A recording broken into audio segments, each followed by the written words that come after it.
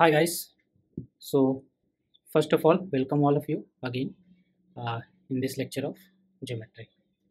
तो सबसे पहले मैं उम्मीद करता हूँ आप लोग प्रीवियस वाले लेक्चर को देखे होंगे और समझे होंगे और आपको समझ में आया होगा, है ना। तो उसी को कंटिन्यू करते हैं। तो जैसा कि मैंने पिछले बार कहा कि इस पूरे वीडियो में हम सिर्फ चीज़ों को जानेंगे कि कोई भी चीज़ है क्या, उसको क्या कहते हैं, उसको कैसे कम्युनिकेट करना है ना। तो यही बेसिकली ऑब्जेक्टिव है इन बेसिकली क्लास 4 का जो भी कंटेंट है उसका ऑब्जेक्टिव यही है कि आपको बेसिक में जानना है और रिप्रेजेंट करना है।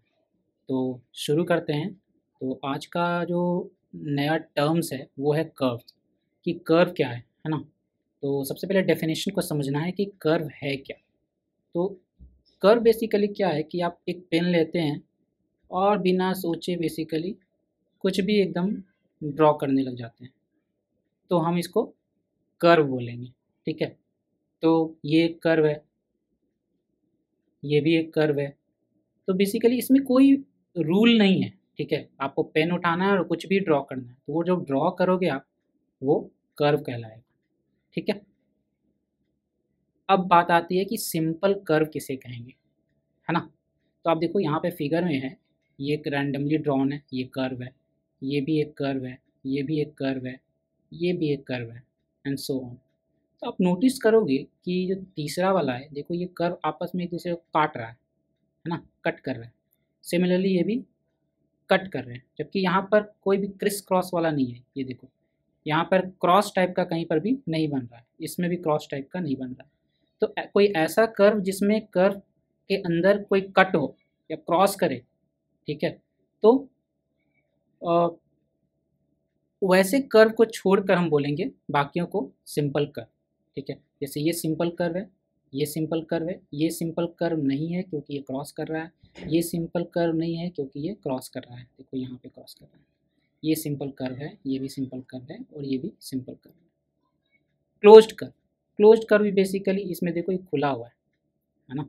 तो ऐसे समझो कि एक रूम है और 4 दीवार है और उसमें कोई दरवाज़ा नहीं, तो अगर कोई चीज़ अंदर है तो वह बाहर नहीं आ सकती, है ना। इसमें देखो यहाँ पर अगर कुछ है तो निकल के यहाँ से बाहर आ सकता है। इसमें अगर कोई मैं एक पॉइंट डाल दूँ, ठीक है, कोई आपको एक सामान डाल दूँ तो ये बाहर नहीं आएगा, ठीक है। तो ये है, ये क्लोज्ड है, ठीक है, ये भी एक क्लोज्ड है, ठीक है। और अगेन ये भी क्लोज्ड है पर ये सिंपल कर्व नहीं है, ठीक है। तो अगेन क्लोज कर्व अगर हम जानते हैं तो ओपन कर्व को समझना आसान है। ओपन कर्व बेसिकली ये है, ये एक ओपन कर्व है, ये भी एक ओपन कर्व है, एंड सो, ठीक है, ये भी एक ओपन कर्व है।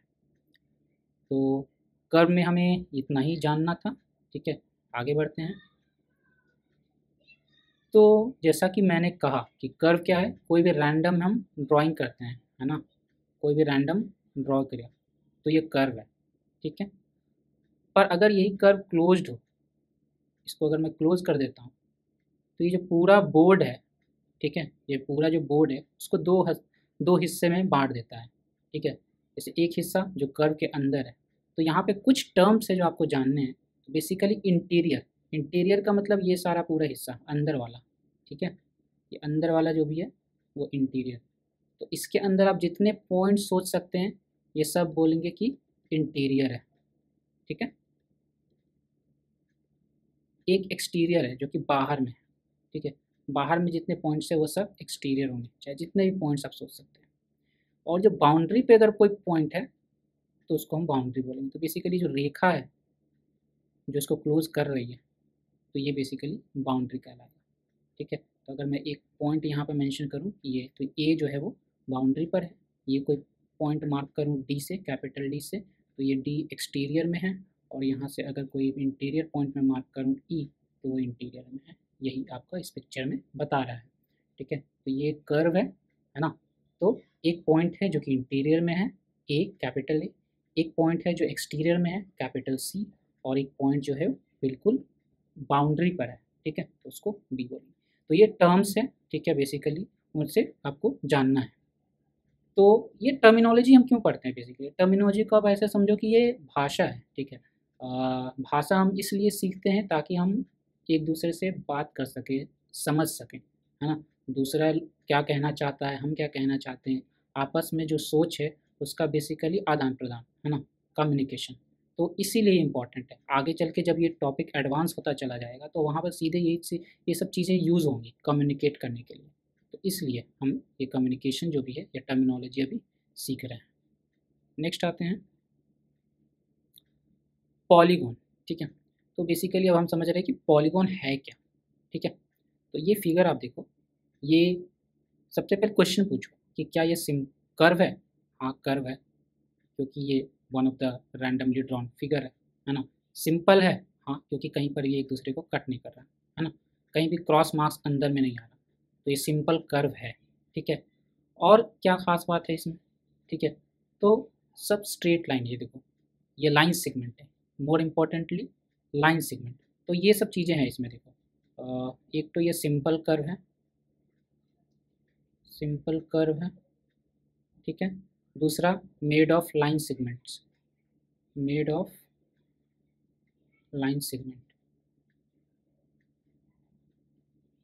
ठीक है, तो अगर कोई भी कर्व है जिसमें ये गुण है ना, ये कैरेक्टरिस्टिक है कि वो सिंपल कर्व है और सिर्फ लाइन सेगमेंट से बना है, तो हम उसे पॉलीगॉन कहेंगे। ठीक है, अब पॉलीगॉन जब हो गया तब हमें इसके बारे में कुछ टर्मिनोलॉजी जाने। तो पॉलीगॉन आप समझ गए, पॉलीगॉन क्या है ना। पॉलीगॉन कुछ नहीं है, बस एक सिंपल कर्व है और वो किस चीज़ से बना हुआ है, लाइन सेगमेंट से बना हुआ है। ठीक है, तो बेसिकली ये पॉलीगॉन नहीं है। देखिए फॉर एग्जांपल ऐसा अगर मैं कुछ बना दूँ और इसको सर्कल से ऐसे बंद कर दूँ, क्लोज कर दूँ, तो ये पॉलीगॉन नहीं है। ठीक है, क्यों नहीं है, क्योंकि ये लाइन सेगमेंट है, ये लाइन सेगमेंट है, ये लाइन सेगमेंट है, और ये जो है सर्कुलर है या कोई भी रैंडम कर्व, तो ऐसा नहीं होना चाहिए। तो ये कर्व, ये पॉलीगॉन नहीं है। ठीक है, not a polygon, not a polygon. तो पॉलीगॉन का डेफिनेशन में ये होना जरूरी है, सिंपल कर्व होना चाहिए और मेड ऑफ लाइन सेगमेंट होना चाहिए। अब बात आती है साइड्स की। तो आप देख सकते हो कि हर लाइन सेगमेंट को साइड है। फॉर एग्जांपल यहाँ पर ई डी लाइन सेगमेंट को हम ऐसे, अगर आपको याद हो पिछले लेक्चर में हमने बताया था कि लाइन सेगमेंट को कैसे लिखना है। तो ई डी एक लाइन सेगमेंट है ना, ए बी एक लाइन सेगमेंट है, बी सी एक लाइन सेगमेंट है। ठीक है, तो इन सबको हम साइड्स बोलते हैं। ठीक है, नेक्स्ट कम टू वर्टिसेस। तो दो लाइन सेगमेंट जहाँ पर मीट कर रही है, ठीक है, उसको वर्टेक्स बोलेंगे। तो यहाँ पर ई एक वर्टेक्स है, डी एक वर्टेक्स है, सी एक वर्टेक्स है, बी वर्टेक्स है एंड ई वर्टेक्स है। ठीक है, एडजेसेंट साइड्स, एडजेसेंट साइड्स की खास बात क्या है, जैसे कि ये डी ई भी एक साइड्स है। ठीक है, फॉर एग्जांपल डी ई एक साइड है ना, डी सी भी एक साइड है। तो बेसिकली हम एक इस साइड की बात कर रहे हैं और एक इस साइड की बात कर रहे हैं। तो आप देखोगे कि इसमें एक वर्टेक्स कॉमन है जो कि डी है। ठीक है, डी वर्टेक्स इज कॉमन।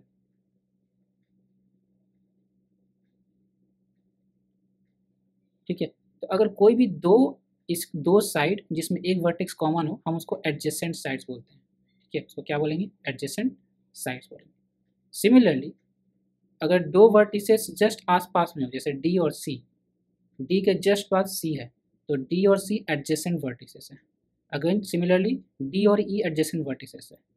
ठीक है, डी और ए एडजेसेंट वर्टिसेस नहीं है।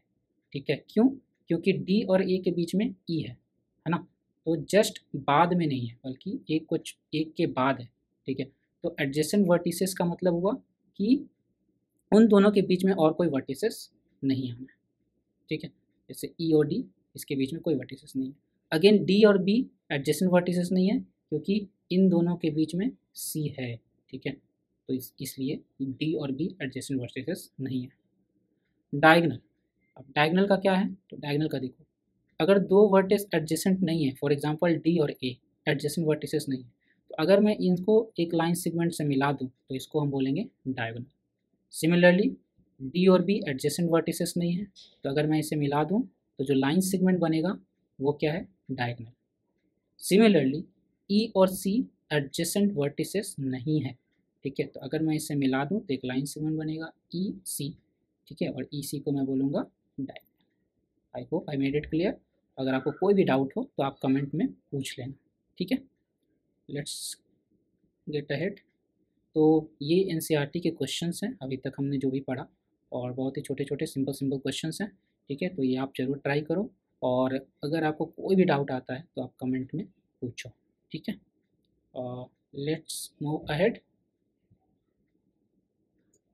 एंगल, तो अगेन एंगल का डेफिनेशन जानना है। ठीक है, तो ये पिक्चर पे फोकस करो। बेसिकली कुछ नहीं, एक डब्बा है, एक डब्बा का मैंने, इसका एक ढक्कन है, इसको हमने खोल दिया तो आप देख सकते हो कि ये एक बेसिकली इसको एज बोल सकते हैं या एक लाइन सेगमेंट बोल सकते हैं, ए पी ए डी। तो इन दोनों के बीच में एक गैप बना है ना। तो ये गैप आपको एक एंगल का सेंस देगा। अगर मैं और इस ढक्कन को और ऊपर उठाऊं तो ये गैप और बढ़ेगा। ठीक है, तो बेसिकली मैं ऐसे बोल रहा हूँ कि ये ए है, ठीक है, ये पी है और ये डी है, ये लाइन सेगमेंट है। ठीक है, इसको बेसिकली ये जो गैप है इतना जो खुला है इसको हम बोलते हैं एंगल। अब एंगल को डिनोट करने के लिए बेसिकली कैसे डिनोट करेंगे, तो दो तरीके हैं। एक तो ग्रीक लेटर से है, एक ग्रीक लेटर से डिनोट करते हैं। ठीक है, ग्रीक लेटर क्या है, थीटा। ठीक है, तो दिस जस्ट एन एग्जांपल है। ठीक है, और भी लेटर्स है बट थीटा से, तो मैं थीटा से इसे डिनोट कर सकते हैं। अनदर तरीका क्या है, अनदर तरीका है लेटर्स। ठीक है, विथ लेटर्स। तो कैसे करेंगे, तो हम ऐसे पहले एक एंगल का सिंबल बनाएंगे और उसके बाद पी ए डी। ठीक है, पी, तो आपको जो कॉमन वर्टेक्स है ना उसको बीच में रखना है, और डी ए पी, तो ये नॉमेनक्लेचर है, ऐसे लिखना है। ठीक है, तो यूजुअली क्या होता है, ये लाइन सेगमेंट से बना हुआ है। कभी कभी क्या होगा आपका रे से भी बन सकता है। फॉर एग्जांपल ये ओ लेटर है, ठीक है, और मैंने एक रे बनाया। इफ़ यू रिमेंबर रे ऐसे बनाते थे, है ना, एक और रे बनाया। ठीक है, तो इसको मान लो पी बोल देते हैं, इसको ओ बोल देते हैं और इसको क्यू बोल देते हैं, और ये एंगल को मैं कुछ अल्फ़ा बोल देता हूँ। तो अगेन ये एक नया एंगल बन गया। इसको कैसे लिख सकते हैं, या तो मैं इसे पी ओ क्यू लिख सकता हूँ, और एंगल क्यू ओ पी बोल सकता हूँ, और जस्ट अल्फ़ा बोल सकता हूँ, अल्फ़ा। ठीक है, तो ये एंगल का डेफिनेशन हुआ। ठीक है, तो यहाँ पे एंगल का आपका डेफिनेशन हो गया। साइड्स क्या है, साइड्स यही है बेसिकली, ये जो पी ए है एक साइड है, डी ए है साइड है, यहाँ पर आपको ओ पी साइड है, ओ क्यू साइड है। ये रे से बना हुआ है, ये लाइन सेगमेंट से बना हुआ है। नॉर्मल वर्टेक्स ये है जहाँ पर आपका दोनों लाइन सेगमेंट या दोनों रे मीट करते हैं। तो यहाँ पर ओ वर्टेक्स है, यहाँ पर ए वर्टेक्स है। तो हमने एंगल के बारे में जान लिया, साइड्स के बारे में जान लिया, वर्टेक्स ऑफ एंगल समझ लिए, नॉमेनक्लेचर भी हमने सीख लिया कि नॉमेनक्लेचर कैसे लिखना है। अब आते हैं रीजन। तो अगर देखोगे ना तो रे का क्या डेफिनेशन होता है कि ये कहीं भी जा सकता है, इतना दूर जा सकता है जितना, उससे ज़्यादा दूर जा सकता है जितना आप सोच सकते हो। ठीक है, तो बेसिकली ये पूरे बोर्ड को दो हिस्सों में बांट देता है। जैसे आप ये फिगर्स को देखो कि ये जो एंगल है सी बी ए, तो ये पूरे बोर्ड को दो हिस्सों में बांट देता है। तो एक जो ये दो लाइन के दो रे के बीच का रीज़न है, और अभी जो हमने पीछे में पढ़ा है ना, interior exterior boundary, so similar वही चीज़ है यहाँ पर। इसके बीच में जो रीज़न है ये इंटीरियर है, बाहर में जो एक्सटीरियर है, और ये जो है बाउंड्री। फॉर एग्जांपल इसमें देखिए आप एक्स इंटीरियर रीजन में है, जेड एक्सटीरियर रीजन में है, और एस जो है वो साइड पे है या आर्म पे है। तो एंगल के बारे में हमें इतना ही जानना है अभी के लिए। और जैसा कि मैं बार बार बोल रहा हूँ कि ये बहुत ही फाउंडेशन लेवल है, और यहाँ पर बस आपको जानना है कि चीज़ें है क्या, उसको क्या बोलते हैं, है ना, और उसको रिप्रेजेंट कैसे करते हैं। ठीक है, क्योंकि ऐसे समझिए कि अभी बस भाषा सीख रहे हैं। एक बार जब भाषा सीख लेंगे तब कम्युनिकेशन होगा, तब कॉम्प्लिकेशंस होगा, तब डिफ़िकल्ट प्रॉब्लम्स होंगे, प्रॉब्लम सॉल्विंग होंगे। तो अभी क्या है, अभी बहुत ही आसान है। तो आसान जो होता है वही अगर अच्छे से ना हो तो चीज़ें मुश्किल होती जाती हैं। तो आपकी कोशिश होनी चाहिए कि जो बेसिक है वो एकदम मजबूत हो, है ना। तो ये था जो एंगल के बारे में हमें बताना था। तो नेक्स्ट पे आते हैं। तो अगेन एंगल्स पे ये सारे क्वेश्चंस हैं जो आप ट्राई करना, और नहीं आए तो कमेंट में पूछना, है ना। तो आज के लिए बस इतना ही। होप यू लाइक इट, है ना। और वीडियो पसंद आए अपने दोस्तों को भी शेयर करो, लाइक करो, है ना। और सब्सक्राइब करो ताकि आपको नोटिफिकेशन आपके पास आता रहे, ठीक है। Okay, thank you so much. See you again in the next chapter.